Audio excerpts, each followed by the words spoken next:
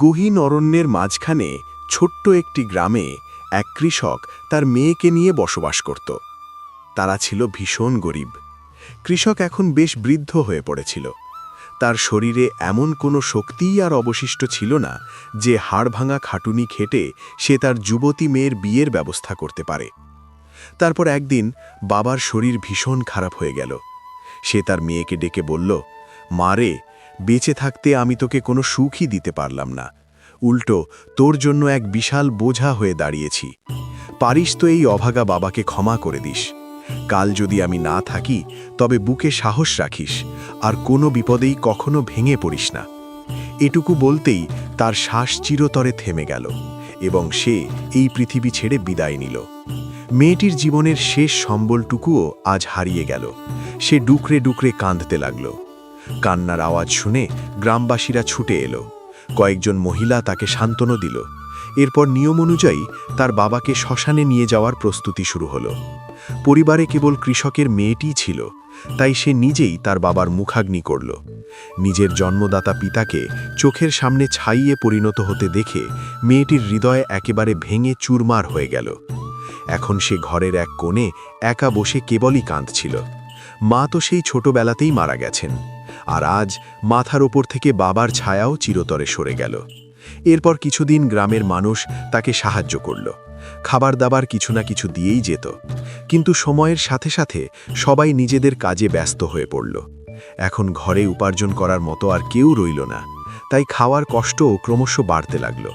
তখন সে ভাবল, এভাবে ঘরে বসে থাকলে তো আর পেট চলবে না, আমাকে বাইরে বেরিয়ে হাড়ভাঙা খাটুনি খাটতেই হবে।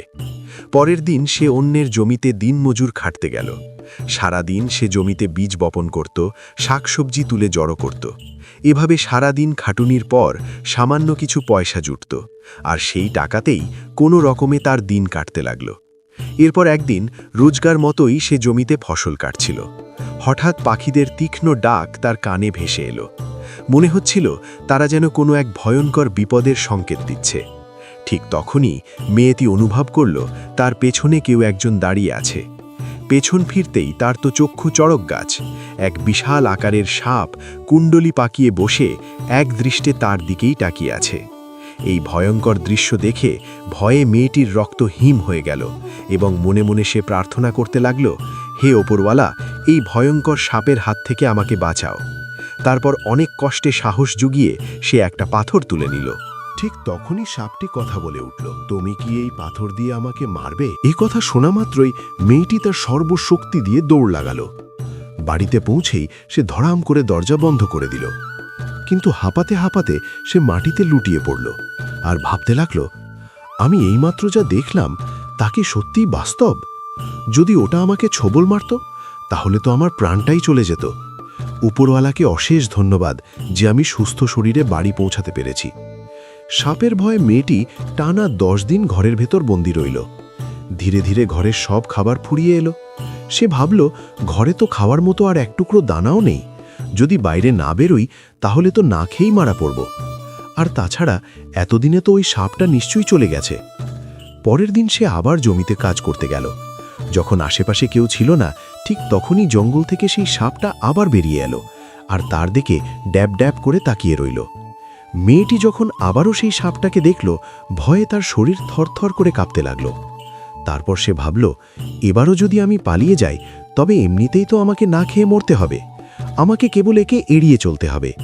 এই ভেবে সে সাপটাকে সম্পূর্ণ অগ্রাহ্য করে নিজের কাজে মন দিল। সন্ধে ঘনিয়ে এলে মেয়েটি নিজের বাড়ি ফিরে গেল আর সাপটি সেখানেই বসে কেবল দেখতে লাগল। এভাবেই বেশ কয়েকদিন কেটে গেল। মেয়েটি এখন রোজ কাজে আসে আর সাপটিও আগের মতোই কোনো নড়াচড়া না করে চুপচাপ বসে থাকে দেখতে থাকে। দিনের পর দিনে দৃশ্য দেখতে দেখতে মেয়েটির মন থেকে সাপের প্রতি সেই ভয় পুরোপুরি কেটে গেল। অবশেষে একদিন সে জিজ্ঞেস করেই বসল, কে তুমি? আমি জানি তুমি কথা বলতে পারো। আমি জানতে চাই তুমি আসলে কি চাও, বলো আমাকে। সাপটি বলল, আমি কোনো সাপ নই। আমার সাথে বিশ্বাসঘাতকতা করা হয়েছে এবং ছলনা করে আমাকে এই অভিশপ্ত শরীরে বন্দী করে রাখা হয়েছে। তুমি বললে তুমি সাপ নও, তাহলে তুমি কে? আমি একজন রাজকুমার। আমাদের রাজ্য বহুদূর পর্যন্ত বিস্তৃত ছিল। আমার পিতা অত্যন্ত জ্ঞানী একজন রাজা। তাদের বিয়ের অনেক বছর পেরিয়ে যাওয়ার পরও যখন আমার জন্ম হলো না, তখন তিনি দ্বিতীয় বিয়ে করেন। এরপর একদিন রাজা জানতে পারলেন যে তার প্রথম স্ত্রী গর্ভবতী। এই খবর শুনে তিনি আনন্দে আত্মহারা হয়ে উঠলেন। কিন্তু তার দ্বিতীয় রানীর এই কথা শুনে একেবারেই ভালো লাগল না। তখন থেকেই তার মনে কেবল একটাই কুচিন্তা ঘুরপাক খেতে লাগল, কিভাবে আমাকে আর আমার মাকে মেরে ফেলে পুরো রাজত্ব দখল করা যায়, যাতে তার নিজের সন্তান এই প্রাসাদের একমাত্র উত্তরাধিকারী হতে পারে। আমার বয়স যখন 10 বছর, তখন আমার মা এই পৃথিবী ছেড়ে চিরতরে চলে গেলেন এবং আমি একদম একা হয়ে পড়লাম। ততদিনে আমার এক সৎ বোনেরও জন্ম হয়ে গেছে। তার মা যেমন আমাকে ঘৃণা করত, সেও ঠিক তেমনি আমাকে প্রচণ্ড ঈর্ষা করত। সে আমার বাবার সামনে একদম ভাজা মাছটি উল্টে খেতে না জানার মতো ভান করত, কিন্তু তার অগোচরে আমার ওপর অত্যাচার করার একটা সুযোগও সে ছাড়ত না। এরপর একদিন সে আমার বাবাকে বলল, মহারাজ, একে একটু বোঝান, না গুরুকুলে গিয়ে পড়াশুনো করে, না রাজ্য পরিচালনার কোনো শিক্ষা নেয়, সারাদিন শুধু খেলাধুলাতেই এর মন পড়ে থাকে। বাবার চোখে আমাকে ছোট করার জন্য সে আপ্রাণ চেষ্টা করেছিল, কিন্তু ফল হলো ঠিক উল্টো। বাবা রানীর কথাগুলো এক কান গিয়ে শুনে অন্য কান দিয়ে বের করে দিতেন, কারণ তিনি আমাকে প্রাণ দিয়ে ভালোবাসতেন। বেশ কয়েক বছর পর আমি যখন যৌবনে পা দিলাম, তখন একদিন তিনি আমাকে ডেকে বললেন, পুত্র, সঠিক সময় এসে গেছে। এখন তোমাকেই এই বিশাল রাজ্যের দায়িত্ব কাঁধে তুলে নিতে হবে। আমি আগামীকালই এই ঘোষণা দেব। পরের দিন সমস্ত প্রজার সামনে তিনি আমার রাজ্যাভিষেক সম্পন্ন করলেন।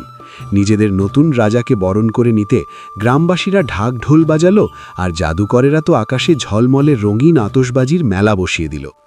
অন্যদিকে রানী এবং আমার সৎ বোন বাবারই সিদ্ধান্তে ভীষণ ক্ষুব্ধ হল। রানীর মেয়ে বলল, মা, আপনি তো বলেছিলেন আমাকে ওই সিংহাসনে বসানো হবে, কিন্তু দেখুন কি হয়ে গেল। আমার সৎ ভাই আমার কাছ থেকে সিংহাসন ছিনিয়ে নিল, আর আপনি দাঁড়িয়ে দাঁড়িয়ে কেবল হাততালি দিচ্ছিলেন। রানী বলল, মা রে, চিন্তা করিস না, তুই ওই সিংহাসনের আসল হকদার। সোজা আঙুলে ঘি না উঠলে আঙুল বাঁকা করতে হয়। সে রাজা তো হয়েছে ঠিকই, কিন্তু এর চড়া মূল্য তাকে নিজের জীবন দিয়ে চোকাতে হবে। এইভাবেই আমার সৎ মা কালো জাদুর ভয়ঙ্কর খেলা শুরু করল। পরদিন সে এমন এক গহীন জঙ্গলে গেল, যেখানে মানুষের তো দূরের কথা, কোনো পশু পাখিও যাওয়ার সাহস পেত না। রানী সেই দুর্গম পথ ধরে এগিয়ে চলল।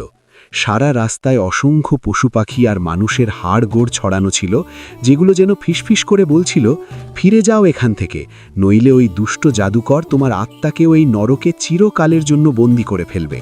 এখনও সময় আছে, ফিরে যাও। কিন্তু সে ভয় পাওয়ার বদলে কুটিল হাসি হাসতে হাসতে আরও সামনে এগিয়ে গেল। ঠিক সামনেই ছিল সেই জাদুকরের আস্তানা। ভিতরে পা রাখতেই সে এক কদর্য চেহারার লোককে দেখতে পেল, যে অত্যন্ত বিভৎসভাবে কারো হাড়গোড় চিবোতে ব্যস্ত ছিল।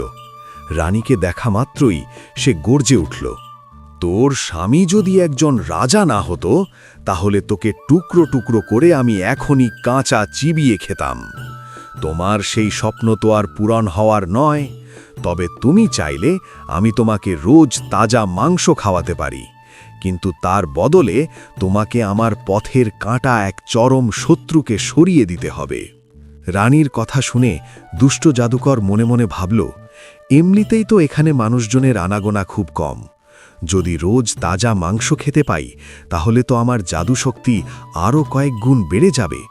তাই সে রানীর প্রস্তাবে রাজি হয়ে গেল এবং নিজের অশুভ কালো শক্তি দিয়ে একটি তাবিজ তৈরি করে বলল, এটি তোমার শত্রুর গলায় পরিয়ে দিও, আর তারপর দেখবে কিছুক্ষণের মধ্যেই সে একটি অসহায় সাপে পরিণত হবে। তাবিজটি নিয়ে রানী সোজা প্রাসাদে ফিরে গেল। পরদিন রানী তার কূট চাল চালল এবং আমাকে ডেকে বলল, বাবা, আমি তোমার সাথে কোনোদিনও ভালো ব্যবহার করিনি, এর জন্য আমাকে তুমি ক্ষমা করে দাও। আমি বললাম, আপনি আমাকে বাবা বলে ডেকেছেন, তাতেই আমি ভীষণ খুশি, আর আমি আপনার উপর একেবারেই রেগে নেই। রানী বলল, তুমি যদি এই তাবিজটা গলায় পরো, তবেই আমি বুঝব যে তুমি আমাকে সত্যি সত্যি মন থেকে ক্ষমা করে দিয়েছ। আমার মনে হলো হয়তো সে সত্যিই পাল্টে গেছে, কিন্তু বাস্তবে তা ছিল সম্পূর্ণ মিথ্যে। যেই না আমি তাবিজটা গলায় পড়লাম, অমনি সেই অশুভ কালো শক্তি তার আসল রূপ দেখাতে শুরু করল। আমার হাত পা যেন জাদুর মতো গায়েব হতে লাগল। তারপর দেখতে দেখতে আমি এক ভয়ঙ্কর সাপে রূপান্তরিত হলাম। তখন আমি বললাম, এ আপনি আমার সাথে কি করলেন? জলদি আমাকে আগের মতো ঠিক করে দিন, নইলে কিন্তু ফল ভালো হবে না। রানী অট্টহাসি হেসে বলল, ভালো তো এখন তোর সাথে হবে না। এবার দেখ আমি তোকে ঘাড় ধাক্কা দিয়ে কিভাবে প্রাসাদ থেকে বের করে দিই। তারপর সে তারস্বরে চিৎকার করে উঠল, বাঁচাও আমাকে, প্রাসাদে একটা জলজ্যান্ত সাপ ঢুকে পড়েছে। তার চিৎকারে কয়েকজন সৈন্য লাঠি সোটা নিয়ে ছুটে এলো এবং আমাকে তাড়িয়ে প্রাসাদ থেকে বের করে দিল। তখন চরম হতাশায় আমি এই জঙ্গলের দিগ্ভ্রান্তের মতো ঘুরে বেড়াতে লাগলাম। ঠিক তখনই এক সাধু বাবার সাথে আমার দেখা হলো, যিনি তার কুঁড়ে ঘরের বাইরে বসে খাবার রান্না করছিলেন। আমি তার কাছে যেতেই তিনি আমাকে চিনে ফেললেন এবং বললেন, রাজকুমার, আমি দিব্যি দৃষ্টিতে দেখতে পাচ্ছি কেউ আপনার ওপর জঘন্য কালো জাদু প্রয়োগ করেছে। আমি বললাম, সাধু মহারাজ, আপনি একদম ঠিক বলেছেন। আপনি কি আমাকে আবার আগের মতো মানুষ বানিয়ে দিতে পারেন? তিনি বললেন, এটা সম্ভব, কিন্তু এই কালো জাদুর প্রভাব তখনই ভাঙবে যখন অত্যন্ত পরিষ্কার মনের কোনো অবিবাহিতা কন্যা তোমার গলা থেকে এই অভিশপ্ত তাবিজটা নিজের হাতে খুলে ফেলবে। সেই দিন থেকে আমি তোমার মতোই কারো সন্ধানে ঘুরে বেড়াচ্ছিলাম। তারপর একদিন আমি তোমাকে দেখলাম, একদম নির্ভীক, অসীম সাহসী এবং সর্বোপরি এক নিষ্পাপ পবিত্র মনের অধিকারী। সাপের কথা শুনে মেয়েটি একেবারে হতবাক হয়ে গেল এবং যখন তীক্ষ্ণ দৃষ্টিতে খেয়াল করল, তখন সত্যিই দেখতে পেল সাপের গলায় একটা তাবিজ বাঁধা আছে, যার ভেতর থেকে এক অশুভ কালো শক্তি বেরিয়ে আসছে। রাজকুমার বলল, এই অশুভ কালো শক্তি আমাকে ক্রমশ আষ্টে পিষ্ঠে ছড়িয়ে ধরছে। এবার তোমাকেই চূড়ান্ত সিদ্ধান্ত নিতে হবে। আমি তোমার উপর কোনো জোর খাটাচ্ছি না, তুমি চাইলে নির্দ্বিধায় নিজের পথে চলে যেতে পারো। মেয়েটি মনে মনে ভাবল, আমি যদি একে সাহায্য না করি আর সত্যি সত্যি ও যদি এমন বিপদে পুড়ে থাকে, তাহলে তো আমার চরম পাপ হবে। তারপর সে বুক দুরুদুরু ভয়ে তাবিজটা তার গলা থেকে খুলে ফেলল, আর তা খোলা মাত্রই চারপাশের আকাশ ঘন কালো মেঘে ঢেকে গেল এবং কান ফাটানো শব্দে বাজ পড়তে শুরু করল। তখন সাপের শরীর ফুঁড়ে একটা কালো ছায়া বেরিয়ে এলো, আর দেখতে দেখতে সেখানেই পুড়ে ছাই হয়ে গেল। জাদুর প্রভাব কেটে যেতেই সাপটি মুহূর্তের মধ্যে আবার সেই সুদর্শন রাজকুমারে পরিণত হল। এবার সে মেয়েটিকে বলল, আজ কেবল তোমার জন্যই আমি মুক্ত। তুমি আমার ওপর যে অসীম দয়া করেছ, তার ঋণ আমি কোনো দিন শোধ করতে পারব না। তাই আমি মন থেকে চাই তুমি আমার রাজ্যের রানী হও। মেয়েটিও তার প্রস্তাবে সম্মতি জানালো। এরপর দুজনে প্রাসাদের দিকে রওনা হলো। গ্রামের ভেতর দিয়ে যাওয়ার সময় মানুষজন তাকে ঠিকই চিনে ফেলল এবং আনন্দে আত্মহারা হয়ে নিজেদের রাজার নামে জয়ধ্বনি দিতে লাগল। এদিকে এই শুভ খবর পেয়ে একজন সৈন্য প্রাসাদে রাজার কাছে ছুটে গেল। মহারাজ, আপনার পুত্র রাজকুমার ফিরে এসেছেন। এই কথা শুনে রাজার আনন্দ আর বাঁধ মানল না। তিনি উন্মাদের মতো ছুটে প্রাসাদের মূল ফটকে ছেলেকে বরণ করতে গেলেন। রাজকুমারকে দেখা মাত্রই তিনি হাউমাউ করে কেঁদে তাকে বুকে জড়িয়ে ধরলেন এবং বলতে লাগলেন, আমার বাছা, আমাকে ছেড়ে তুই কোথায় চলে গিয়েছিলে? তোর সন্ধানে আমি আমার পুরো সেনাবাহিনী নামিয়ে দিয়েছিলাম। এমন কোনো রাজ্য নেই যেখানে তোকে খুঁজিনি, কিন্তু আমার সব চেষ্টাই বৃথা গিয়েছিল। তখন রাজকুমার আদ্যপান্ত পুরো ঘটনা খুলে বলল, কিভাবে তার সৎ মা জাদুকরি তাবিজ পরিয়ে তাকে সাপে পরিণত করেছিল। বাবা, আজ যদি আমি সুস্থ শরীরে এখানে দাঁড়িয়ে থাকতে পারি, তবে তা কেবল এই মেয়েটির জন্যই। ও না থাকলে এই গহীন জঙ্গলে ধুকে ধুকে একদিন আমাকে অঘোরে প্রাণ হারাতে হতো। এই নিদারুণ সত্য জানতে পেরে রাজার মুখ লাল হয়ে উঠল।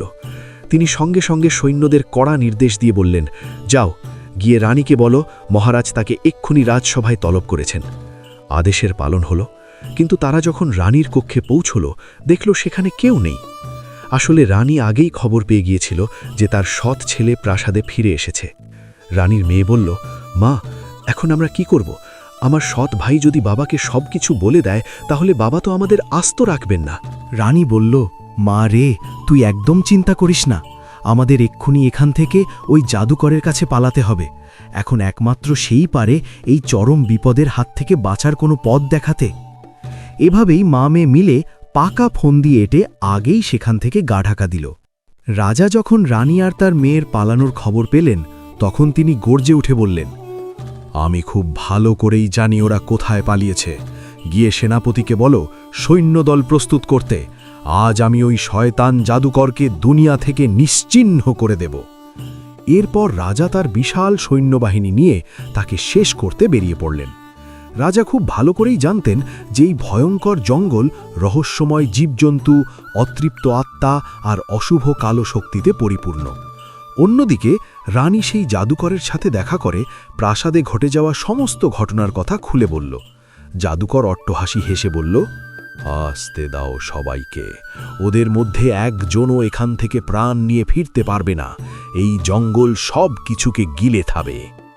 এদিকে জঙ্গলে প্রবেশ করতেই এক এক করে সৈন্যরা মারা যেতে লাগল। তা দেখে রাজা হুঙ্কার দিয়ে উঠলেন, সবাই সতর্ক হও, সন্দেহজনক বা অদ্ভুত কিছু দেখলেই সবাইকে একজোট হয়ে তার মোকাবিলা করতে হবে। রণকৌশল সাজিয়ে তারা মাত্র কিছুটা পথই এগিয়েছিল, ঠিক তখনই তাদের পথ আগলে দাঁড়িয়ে এক বিশাল দৈত্য হুঙ্কার দিয়ে উঠল, হে রাজা, তোমার সৈন্যবাহিনী নিয়ে এখনই এখান থেকে ফিরে যাও, নইলে আমি একজনকেও বাঁচতে দেব না। তুমি দেখতে যতই বিশাল দেহী আর শক্তিশালী হও না কেন, আমার সামনে তুমি এক মুহূর্তেও টিকতে পারবে না। তোমার ওই প্রভু শয়তান জাদুকরকে আজ আমার হাত থেকে কেউ বাঁচাতে পারবে না। এবার রাজা যুদ্ধের দামামা বাজিয়ে দিলেন এবং এক ভয়ঙ্কর রক্তক্ষয়ী লড়াই শুরু হয়ে গেল। একদিকে সেই দানব আর তার অশুভ কালো শক্তি, আর অন্যদিকে রাজা তার সর্বশক্তি দিয়ে সেই দৈত্যের ওপর ঝাঁপিয়ে পড়লেন। যুদ্ধ এতটাই ভয়াবহ রূপ নিয়েছিল যে চারপাশের মাটি রক্তে লাল হয়ে গেল এবং অসংখ্য সৈন্য প্রাণ হারালো। অবশেষে রাজা তার ধারালো তলোয়ার দিয়ে দৈত্যের বুক চিড়ে ফেললেন এবং এভাবেই সেই ভয়ঙ্কর যুদ্ধের অবসান ঘটল। ওদিকে জাদুকর তার মায়াবলে বসে বসে সবকিছুই দেখছিল। হঠাৎ করে সে মাটিতে লুটিয়ে পড়ল। তখন রানী ব্যাকুল হয়ে বলল, কি হলো জাদুকর, কি দেখলে তুমি? রাজাকে তোমার ওই দৈত্য মারতে পেরেছে তো? জাদুকর হাঁপাতে হাঁপাতে বলল, সে পুরোপুরি ব্যর্থ হয়েছে। এখন আমাদের নিজেদের প্রাণ বাঁচাতে এখান থেকে পালাতে হবে। রাজা যে কোনো মুহূর্তে এখানে এসে পড়বে, আর এসেই সে সবার আগে আমাকেই শেষ করবে। এই কথা বলতে না বলতেই সৈন্যরা সেখানে এসে পড়ল এবং তাদের চার দিক থেকে ঘিরে ফেলল। এরপর তাদের তিনজনকে বন্দী করে সোজা প্রাসাদে নিয়ে যাওয়া হলো।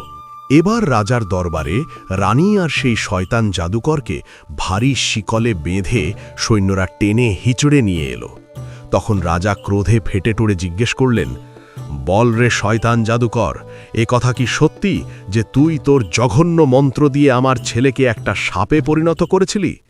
জাদুকর কাঁপা কাঁপা গলায় বলল, মহারাজ, আমাকে ক্ষমা করে দিন। আমি ঘুণাক্ষরেও জানতাম না যে রানী যাকে ধ্বংস করার জন্য আমার কাছে এসেছিল সে আর কেউ নয়, স্বয়ং আপনার পুত্র রাজকুমার। আমি যদি এই কথা টের পেতাম তবে কখনোই এই ঘৃণ্য অপরাধে নিজেকে জড়াতাম না। এ কথা শোনামাত্রই রাজসভায় উপস্থিত সকলেই এক বাক্যে রানীকে শুলে চড়ানোর জোর দাবি জানাতে লাগল। তখন রাজা তার স্ত্রীকে বললেন, তুমি সমস্ত সীমা পার করে ফেলেছ। নিজের ছেলেকেই তুমি খুন করতে গিয়েছিলে। এটা এখন দিনের আলোর মতো স্পষ্ট যে তুমি মা ডাকার যোগ্য নও, আর যার মূল উদ্দেশ্যই হলো আমার পরিবারের ধ্বংস ডেকে আনা, তার এই প্রাসাদে তো দূর, এই রাজ্যের কোনো কোণায় থাকার অধিকার নেই। এরপর সৈন্যরা যখন তাদের দুজনকেই ঘাড় ধরে টেনে প্রাসাদ থেকে নিয়ে যাচ্ছিল, ঠিক তখনই জাদুকর তার সবচেয়ে ভয়ঙ্কর মারণাস্ত্রটি প্রয়োগ করল। আর দেখতে না দেখতেই পুরো জায়গাটা একটা ধ্বংসস্তূপে পরিণত হল। সভায় উপস্থিত প্রতিটি মানুষ রক্তাক্ত অবস্থায় মাটিতে লুটিয়ে পড়ল। জাদুকর গর্জে উঠল, মহারাজ, তুমি কি ভেবেছিলে আমি এত সহজে হার মেনে এখান থেকে চলে যাব? আগেরবার তুমি আমাকে এই রাজ্য থেকে বের করতে পেরেছিলে কারণ তখন আমি বড্ড দুর্বল ছিলাম, কিন্তু এখন চেয়ে দেখো আমার শরীরে কত অসীম ক্ষমতা, আর এই শক্তির দম্ভেই আমি তোমাকে চরম শিক্ষা দিয়ে এই নগরের রাজা হব। এবার মরার জন্য প্রস্তুত হও। রাজকুমার চিৎকার করে উঠল, ছেড়ে দে আমার বাবাকে, ওরে কুৎসিত জানোয়ার!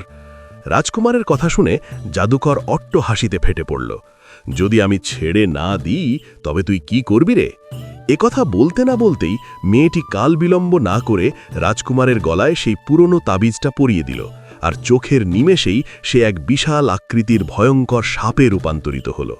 জাদুকর অবাক হয়ে বলল, আমারই শক্তি তুই আমারই বিরুদ্ধে প্রয়োগ করবি? সাপরূপী রাজকুমার ফুঁসিয়ে উঠে বলল, হ্যাঁ, কারণ এখন আমি চাইলেই যে কোনো মুহূর্তে এই জাদুর কবল থেকে মুক্ত হতে পারি। একথা বলতেই দুজনের মধ্যে এক তুলকালাম লড়াই শুরু হয়ে গেল। জাদুকর তার জাদুর সমস্ত কৌশল কাজে লাগালো। সাপটি বারবার নিজেকে বাঁচাতে লাগল।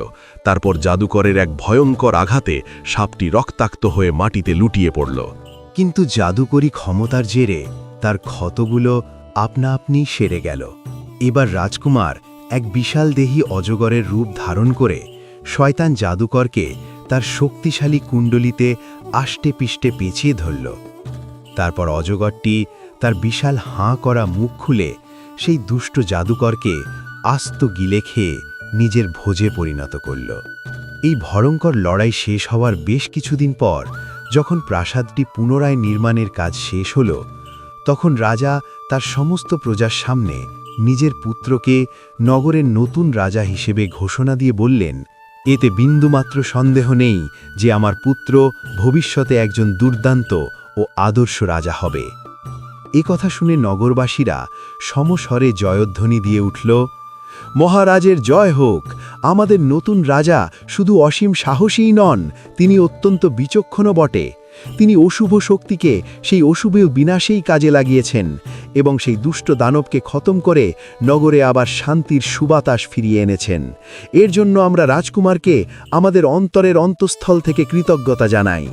এরপর রাজা সেই অসীম সাহসী মেয়েটিকে ডেকে বললেন, তুমি আমার প্রাণের পুত্রের জীবন বাঁচিয়েছ। এর প্রতিদান স্বরূপ আমরা তোমাকে বিশেষ উপহার দিতে চাই। বলো মা, তোমার কি চাই? মেয়েটি বিনীতভাবে বলল, আমাকে ক্ষমা করবেন মহারাজ, আমি রাজকুমারকে কোনো উপহারের লোভে সাহায্য করিনি, বরং মানবতার খাতিরে কেবল নিজের কর্তব্য পালন করেছি মাত্র।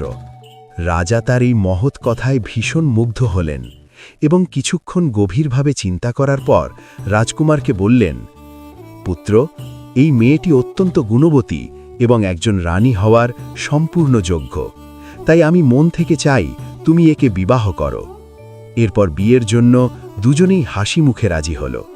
তখন রাজপ্রাসাদকে যেন এক টুকরো স্বর্গের মতো অপরূপ সাজে সাজানো হল।